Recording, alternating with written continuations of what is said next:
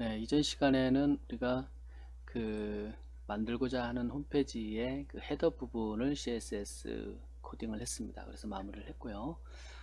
이번 시간에는 이 메인 이미지 부분, 그리고 3단으로 나누어진 부분, 그 다음에 카피라이트 부분까지 CSS 코딩을 해보도록 하겠습니다.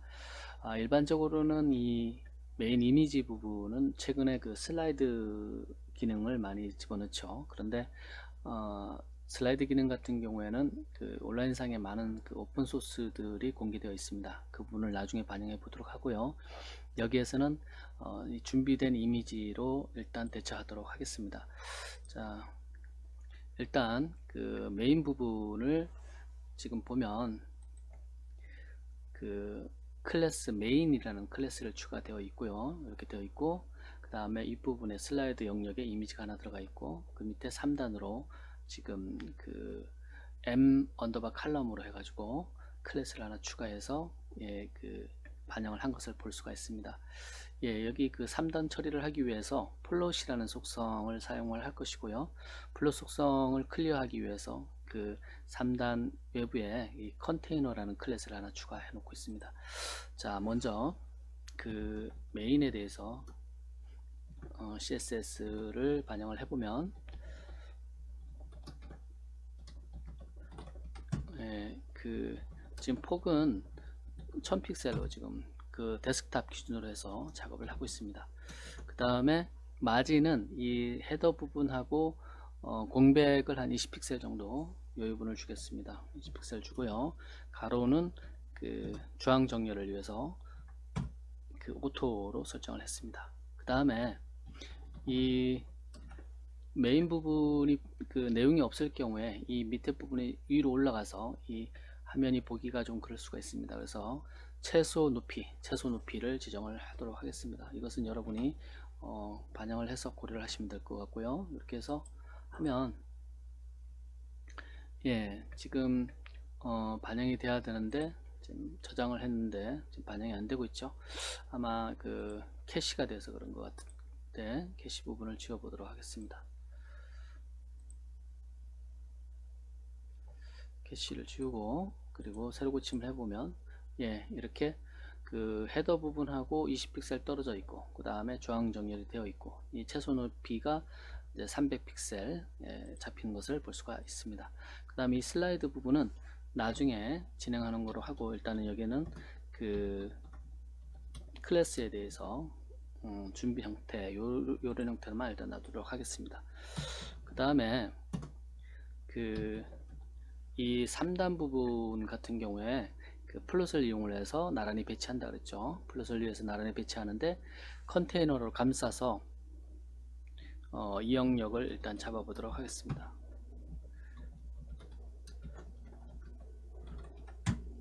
그 다음에 마진도 조금 잡아주고요. 그 다음에 아랫부분 같은 경우에 카피라이트 부분하고 닿을 수가 있기 때문에 그 아랫부분에 여백을 50픽셀 정도 주도록 하겠습니다. 그 다음에 지금 보면 그 플롯을 이용을 해서 나란히 3단을 배치를 한다 그랬죠. 그래서 컨테이너로 감쌌는데 이 감싼 부분에다가 우리가 그 처리를 조금 해서, 그 다음에 여기서 중요한 거는 그 클리어 시킨다는 거죠. 클리어 시키는데 여기서 3단 플러스를 만들 때 그 값으로 레프트만 줄 겁니다. 그래서 클리어도 레프트만 해주면 됩니다. 이런 것들은 그 CSS 강좌를 통해서 여러분들이 이 자세한 그 이유라든가 이런 것들은 다시 보시기 바랍니다. 그 3단으로 나누기 위해서 각 그 엘리먼트에 그 m 언더바 칼럼이라는 것을 추가를 해놨습니다.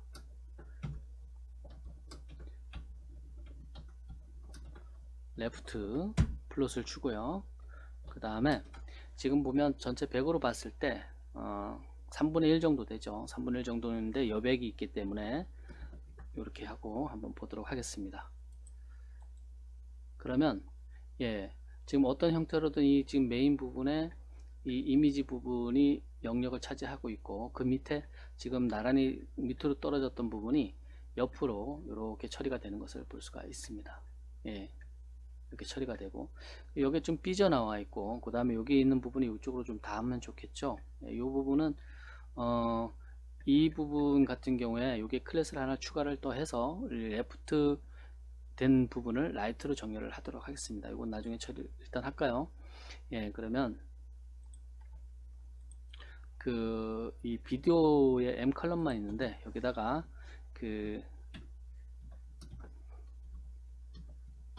클래스를 하나 더 추가를 해 보도록 하겠습니다. 클래스를 하나 더 추가를 하고요. 클래스를 하나 추가하고, 마찬가지로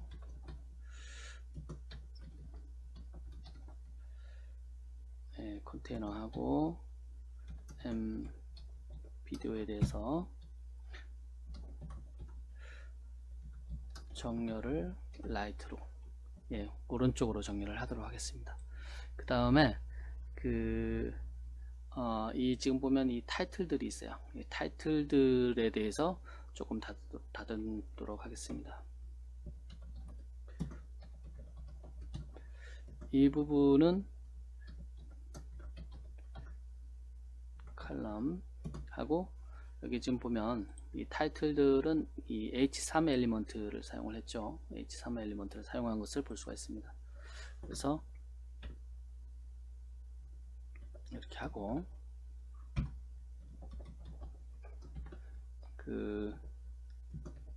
밑에만 밑에 목록 부분하고 요 제목하고 목록 사이만 여백을 좀 띄워주도록 하겠습니다. 이렇게 처리를 하고 한번 볼까요? 이렇게 하면 간격이 좀 떨어지고 이렇게 된 것을 볼 수가 있습니다. 그 다음에 지금 이렇게 좀 떨어져야 되는데, 여기 보면 이 볼릿이 앞으로 튀어나왔죠. 이것을 이렇게 요 라인에 맞춰 보도록 한번 하겠습니다.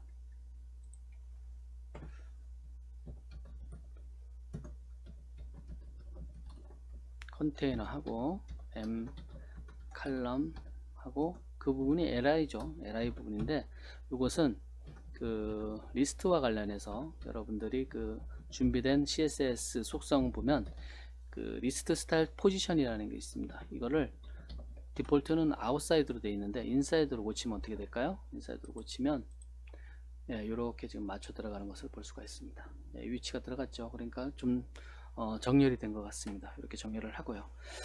자, 여기까지 해서 이 지금 메인 부분은 어느 정도 끝난 것 같습니다. 이 조항 부분은 어느 정도 됐고요. 이제 카피라이트 부분, 이 부분을 이제 마무리를 하면 될 것 같습니다. 이것도 마찬가지로 이 가운데로 정렬을 하고 폭을 맞춰주고, 이 사이사이를 조금 다듬으면 이 메인 화면은 우리 CSS 부분을 다 마무리할 수 있을 것 같습니다. 이 하단에 일반적으로 보면 카피라이트 부분이 들어가죠. 그래서 여기 보면 푸터라는 클래스를 추가를 하고, 그 다음에 위에 부분 메뉴, 그 다음에 카피라이트 이렇게 처리가 되어 있는 것을 볼 수가 있습니다. 보도록 하겠습니다. 푸터죠. 푸터에 대해서 이 부분은 뭐 계속 이렇게 포지션을 릴레이트라고 보고요. 그 다음에 첫 번째 지금 요 위에 요게 클래스가 F 메뉴라는 것을 제가 추가를 해놨습니다.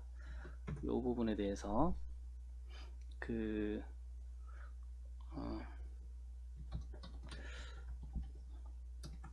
이 보더에 윗부분에 라인을 이 본문하고 구분하기 위해서 라인을 하나 주도록 하겠습니다.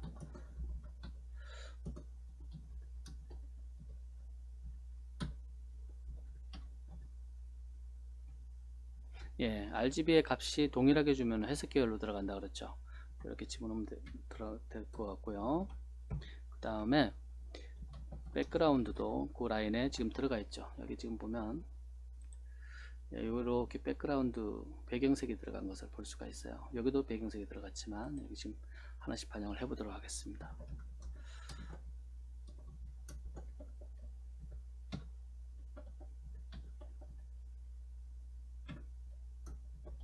이렇게 하고 한번 볼까요? 그러면 이렇게 지금 반영이 된 것을 볼 수가 있습니다. 예, 이렇게 반영이 됐죠. 예. 그 다음에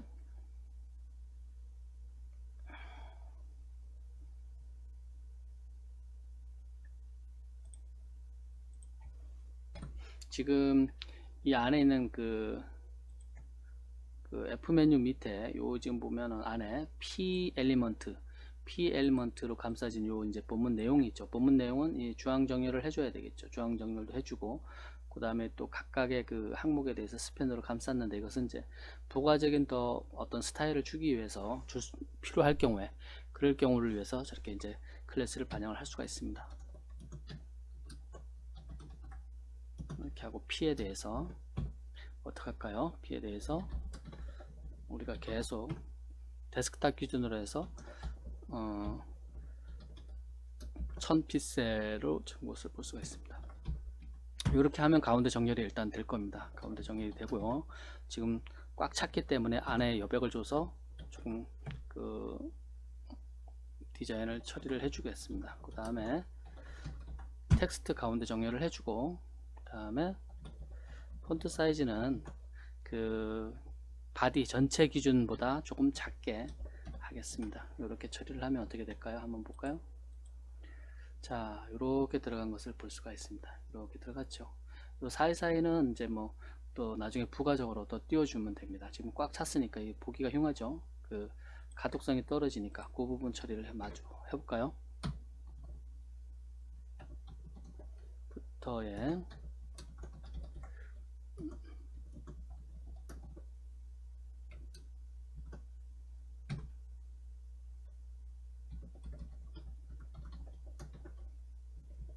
이렇게 해보도록 하겠습니다. 이렇게 하면 이 라인에 대해서는 어느 정도 이제 처리가 이렇게 된 것 같습니다. 우리가 만들고자 하는 이런 형태에 거의 근접하게 된 것을 볼 수가 있어요. 그 다음에 마지막 이 카피라이트 아래 부분만 처리를 해보도록 하겠습니다.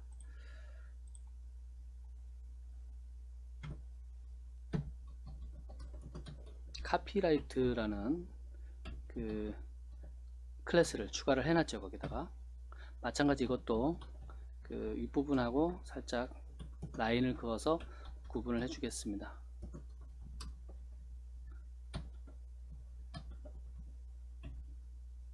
이 동일하게 주면 그레이 계열의 그 컬러가 뭐 들어가죠. 그 다음에 백그라운드 배경색을 주도록 하겠습니다. 이런 식으로 줄 수가 있어요. 그 다음에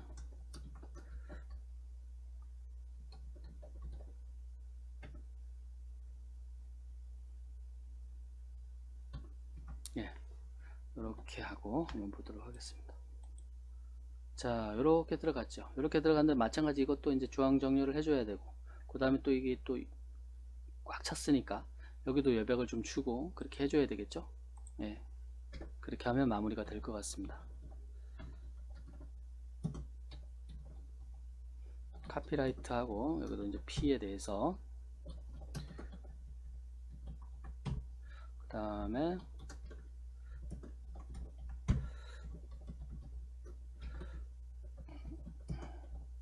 위아래 20픽셀 주고, 조금 많이 벌어졌었으니까 좀 전에 봤을 때 이렇게 해주면 됩니다.